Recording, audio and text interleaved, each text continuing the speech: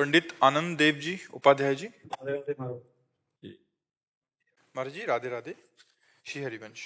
महाराज जी, सकाम और निष्काम दो स्वरूप हैं भक्ति के, परंतु श्रीमद् भागवत जी में उपदेश करते हुए प्रभु बोले हैं कि तीव्रेन भक्ति योगेन। ये तीव्र भक्ति महाराज जी क्या है? ग्रस्त में तीव्र भक्ति का क्या स्वरूप होगा? देखो भाई, सकामता जो है यदि केवल भगवान से की जाए तो सकामता भी तीव्र भक्ति में स्थित कर देगी, क्योंकि भगवान ने आर्त, अर्थार्थी, जिज्ञासु, ज्ञानी चारों को उदार भगत कहा है। पर हमें लगता है सर्वज्ञ भगवान से मांगने की कोई आवश्यकता तो है ही नहीं। अगर हम भगवान की भक्ति की रसवृत्ति को थोड़ा भी जान जाएं तो कामना रही नहीं जाएगी। केवल एक श्लोक समझ ले गीता जी का तो भगवत प्राप्ति निश्चित हो जाएगी। अनन्यस चिंतयन्तु माम, भगवान की बस इतनी बात समझ ले। फिर वो ये जना परिपासते तेषाम नित्याभियुक्ता नाम योगक्षेमम वहाम्यहम्।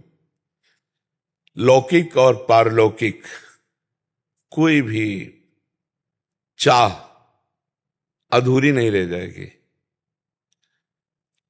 भगवान कहते हैं कि जो है उसकी रक्षा करूंगा और जो नहीं है उसको प्राप्त करा दूंगा। अप्राप्त की प्राप्ति का नाम योग और जो है उसकी रक्षा का नाम क्षेम। ये सारा भार भगवान ले रहे हैं। अपने को केवल चिंतन करना है, अनन्य चिंतन। बाहरी क्रियाओं के यहां कोई चर्चा नहीं कर रहे हैं, अनन्य चिंतन की बात कर रहे हैं।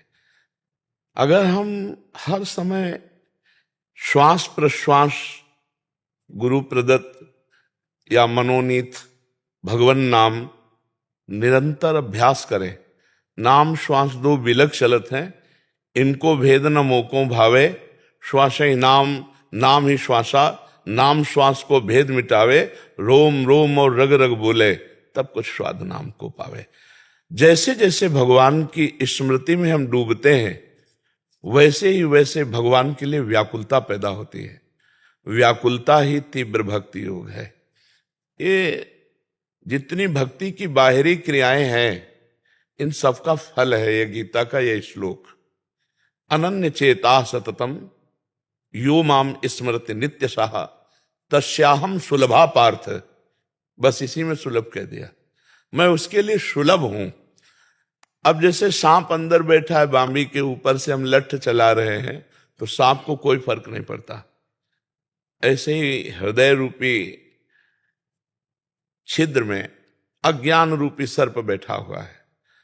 अब बाहर से हम भगवान की भक्ति के जो लक्षण है वो कर रहे हैं, वो अंदर से सकामता है, अंदर से व्यक्तियों के प्रति राग और द्वेष है, भगवत भावना नहीं।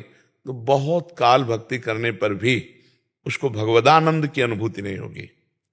भगवदानंद की अनुभूति के बिना मन स्थिर नहीं होता है, और जब तक मन चलायमान है तो साधक होते हुए भी वो असाधना के कार्य करता रहेगा। पक्की बात हमारी समझ लीजिए। निज सुख बिन मन होय कि थीरा। जब तक निज सुख, आत्म सुख, भगवत सुख नहीं मिलता तब तक मन शांत नहीं होता। और मन जब तक भगवत सुख में शांत नहीं होगा तो विषय में शांति खोजेगा जहां बिल्कुल नहीं है। जिसके त्याग से शांति बताई गई है उसी के भोग में वो शांति खोजेगा। तो तीव्र भक्ति योग अनन्य चिंतन, भगवान का अनन्य चिंतन। तद स्मरणेन परम व्याकुलतेति तदर्पिता अखिलाचारिता। समस्त आचरण हमारे भगवान के अनुकूल हो। श्री कृष्ण अनुकूलेन प्रतिकूलस्य वर्जनम। हम त्याग कर दें जो भगवान के प्रतिकूल हो। तस्मात् शास्त्रम प्रमाणम ते कार्याकार्यो व्यवस्थितो। जो भगवान ने शास्त्र में आज्ञा की, जो संत जनों ने विधि की, उसके अनुसार हम चले और नाम जप करें, सब ठीक हो जाएगा। निश्चित भगवत प्राप्ति हो जाएगी। अपने कर्तव्य को जो भगवत पूजा समझता है और सदैव भगवत स्मरण परायण रहता है और अधर्माचरण से दूर रहता है, उसे भगवत प्राप्ति की याचना भी नहीं करनी पड़ेगी भगवान से कि मुझे दर्शन दीजिए। भगवान समा जाएंगे। पी मूर्ति नैनन बसे तेहि रस रहाय समाए। वो हर समय भगवान में स्थित रहेगा। और बाहरी बहुत सी क्रियाएं हो रही हैं, अंदर से संबंध शरीर और शरीर संबंधियों की ममता और अहमता से युक्त है तो बहुत काल तक बाहरी क्रियाएं करने पर भी भगवदानंद की प्राप्ति नहीं होगी, क्योंकि हृदय गुफा में अंधेरा है। गोस्वामी तुलसीदास जी स्पष्ट कह रहे हैं, राम नाम मणि दीप धरी जीह देहरी द्वार, तुलसी भीतर बाहरो जो चाहस उजियार। अगर भगवान का नाम जिह्वा के अग्रभाग पर विराजमान है तो भीतर भी ज्ञान का प्रकाश हो जाएगा और बाहर भी अहमता ममता का नाश हो जाएगा, पक्का।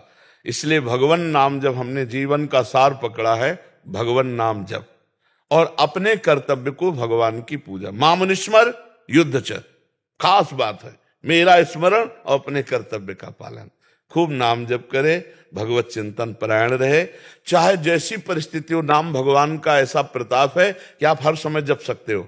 अपवित्र पवित्रो वा सर्वावस्थांगतो पिवा यह स्मरेत पुंडरीकाक्षम सवायाभ्यंतर शुचि। आप देखो, वायाभ्यंतर शुचि, ये भगवान नाम का केवल भगवत स्मरण मात्र से, यस्य स्मरण मात्रेण जन्म संसार बंधनात् विमुच्यते नमस्तस्मै विष्णुवे प्रभु विष्णुवे। सब शास्त्रों का सार, सब संतों का एक मत, अखंड स्मृति, तैल धारावत भगवत भजन, अव्यावृत भजनात् तन्मयाहा। देवर्षि नारद जी, तभी बात बनेगी। इसके लिए फिर और साधन है तन्मया स्थिति के लिए। कस्तरति मायाम यो संगास्ते जति यो महानुभाव सेवते यो निर्ममो भवति। जो कुसंग का त्याग कर देता है, जाके संग कुमति मति उपजय करत भजन में भंग, तजोरे मन हरि विमुखन को संग, जाके प्रिय न राम वैदेही तजिए ताहि कोटि बैरी सम, जद्यप परम सनेही। कुसंग का त्याग और यो महानुभाव सेवते, जो महापुरुषों का संग करता है। भजन न होई संग बिनु, और भजन बिना नहीं प्रेम, और छिनहु भजन न छाड़िए धरिए या ध्रुनेम। बिना भगवत प्रेमी भजनानंदी महात्मा का संग के शुद्ध भजन हो ही नहीं सकता, और बिना भजन के प्रेम नहीं होता, बिना प्रेम के भगवत साक्षात्कार नहीं होता। इसलिए हम खूब डट के नाम जप करें, अधर्माचरण से बचे, शास्त्र सम्मत अपने गृहस्थ कर्तव्य का पालन करें। पत्नी में, पुत्र में, माता पिता में, परिवार में, ग्राम में, समाज में, सब में अपने भगवान की झांकी देके, मेरे भगवान ही सब में विराजमान है। इससे बढ़िया और भक्ति का स्वरूप ये बाहरी क्रियाएं जो है ना, देखो आरती कर रहे हो प्रभु की और चिंतन हो रहा है जगत का, धन का, तो अंदर तो सब गड़बड़ी चल रही ना। सही आरती कब होगी? जब भक्ति कर दीप प्रेम करी बाती, साधु संगति करी अनुदिन राती। भक्ति का दीपक हो, प्रेम की बाती। बोले किस कहाँ मिलेगी? बोले साधु संगति में। मत की रति गति भूति भलाई, जब जे जतन जहां जे पाई, सो जानो सत्संग प्रभाऊ, लोकों वेदना अनुपाऊ। अगर हम भगवत प्रेमी महात्माओं का संग करें, खूब नाम जप करें, अपने कर्तव्य का पालन करें, बात समझ गई। इसी से सब प्राप्त हो जाएगा। अध्यात्म का जो चरम सीमा का आत्मबोध है वो भी इसी से प्राप्त हो जाएगा। मम दर्शन फल परम अनुपा, जीव पाव निज सहज स्वरूप, सब कुछ प्राप्त हो जाता है।